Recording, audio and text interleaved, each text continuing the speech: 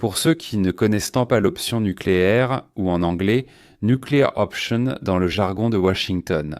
C'est une procédure extrême au Sénat, ou la dernière étape, la plus radicale de toutes les options possibles, et elle est proposée au Sénat par le président des États-Unis d'Amérique, Donald J. Trump. Donc le filibuster, le parti minoritaire, selon les règles du Sénat, peut retarder indéfiniment le vote, car pour clore les débats sur une question, il ne faut pas 51 voix sur 100, mais 60.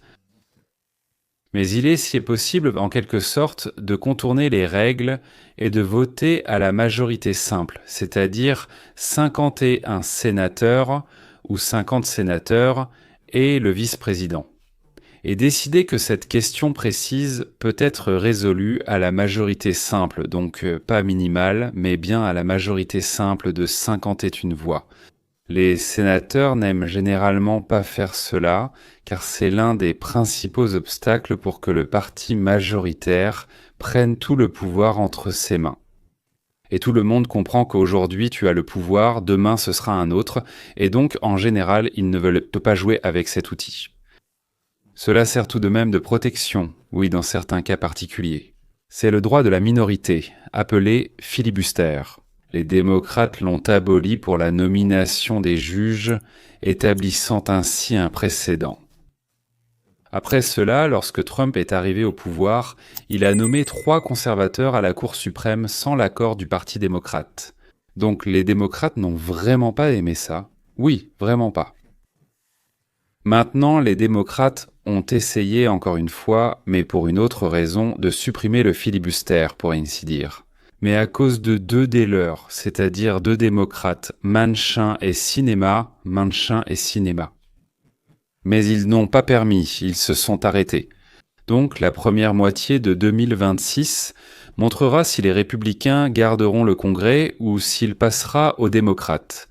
Et ces derniers, bien sûr, lanceront de nouvelles procédures de destitution, des procès et des blocages. Et si on laisse Donald Trump mener des réformes, cela donnera un élan à l'économie et au niveau de vie. Eh bien, les sénateurs démocrates ne le permettent pas. Ils essaient de toute leur force d'arrêter et d'entraver cela. Et Donald Trump veut abolir le filibuster pour faire passer certaines réformes. Parce que, eh bien, il pousse Kyrsten Sinema et Joe Manchin au Sénat à faire cela. On dit que les démocrates l'ont déjà fait 2 fois et le referont sûrement. Donc c'est eux qui ont, pour ainsi dire, créé un précédent pour étouffer le libre marché. Nous avons besoin du droit de mener des réformes pour ramener l'Amérique à nos objectifs initiaux. Et avec le filibuster, nous ne pourrons pas le faire. Les démocrates ont pratiquement perdu le contrôle de tous les leviers du pouvoir dans le pays, parce que nous les avons tous chassés d'ailleurs. Ils veulent juste faire chuter l'économie pour nuire au programme de Trump. L'Amérique avant tout. Heureusement. Cependant, il semble que l'administration Trump ait des attentes assez élevées pour 2026. Regardez. Je pense que nous verrons une accélération significative de l'économie au premier et au deuxième trimestre, et je pense que nous le constatons déjà à travers de nombreux prix. Comme je l'ai dit, nous infléchissons cette courbe vers le bas, et la croissance des revenus réels, les Américains le ressentiront au premier ou au deuxième trimestre, voire en 2026. L'année. Grâce au plan emblématique du président Trump, sera une excellente année pour les Américains qui travaillent pour les marchés. J'appelle cela la prospérité parallèle. Main Street et Wall Street peuvent réussir, mais je crois que Main Street vise une très bonne année 2026. Si Scott Besson a raison, alors le marché va s'envoler, les prix vont baisser et les salaires vont augmenter.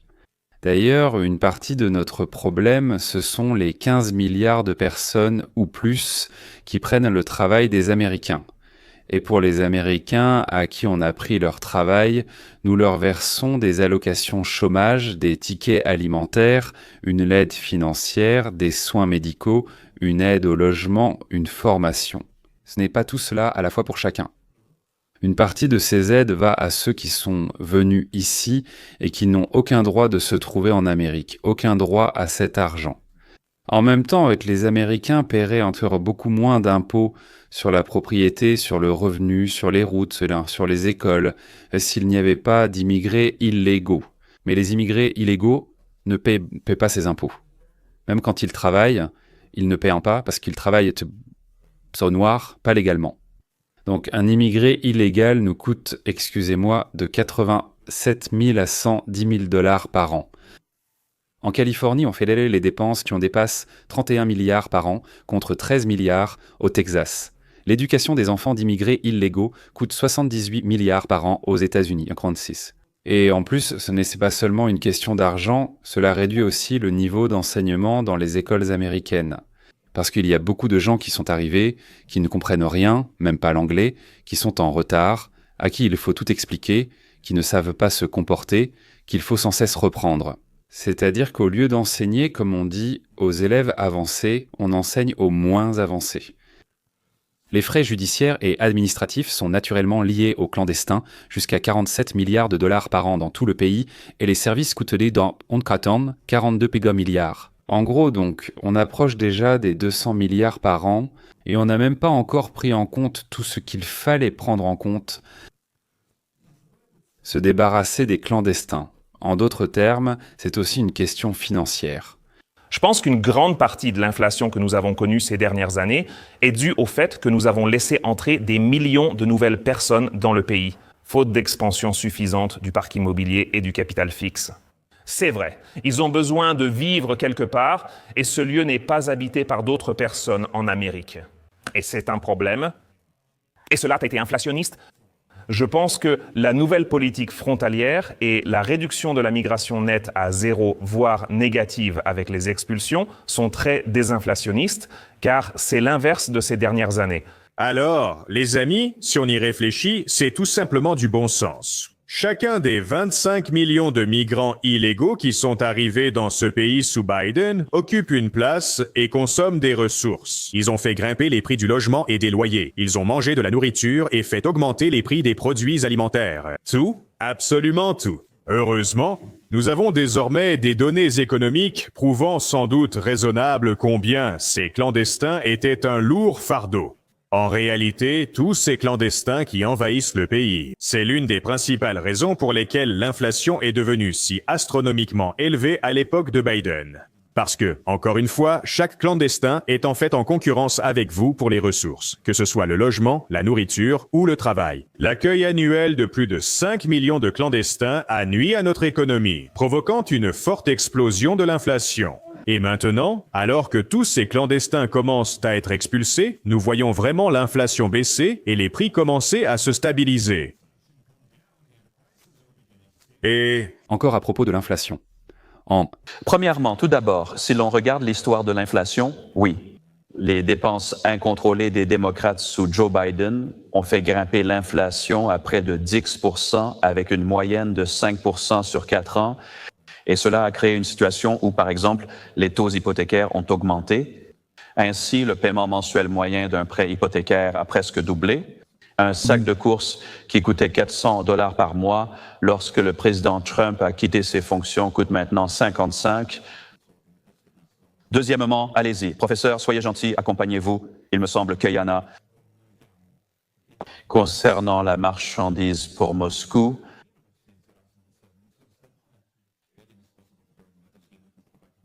nous comprenons, oui. Parlement, parce que nous recevons. Nous avons, président Trump. Elle a déjà augmenté d'environ 1200 et nous savons que les prix élevés pèsent encore, mais nous agissons vite pour combler cet écart.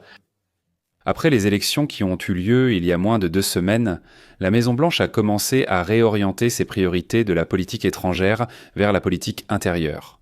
Je sais, Sean. Beaucoup de gens disent non que tout est cher, mais il faut se rappeler que c'est ainsi parce que nous avons hérité d'une terrible crise inflationniste de l'administration Biden. Mais vous voyez déjà des signes d'amélioration. Le prix des œufs a beaucoup baissé, le prix de l'énergie a beaucoup baissé, le prix de l'essence a beaucoup baissé. Et, comme nous le savons, lorsque le prix de l'énergie baisse, cela commence à se répercuter sur toute l'économie. Mais cela prend aussi du temps.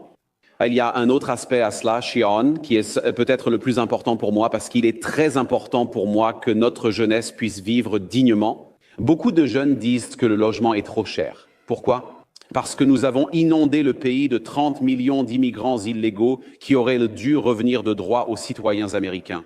Et en même temps, nous n'avons pas construit assez de nouvelles maisons, même pour la population que nous avions déjà.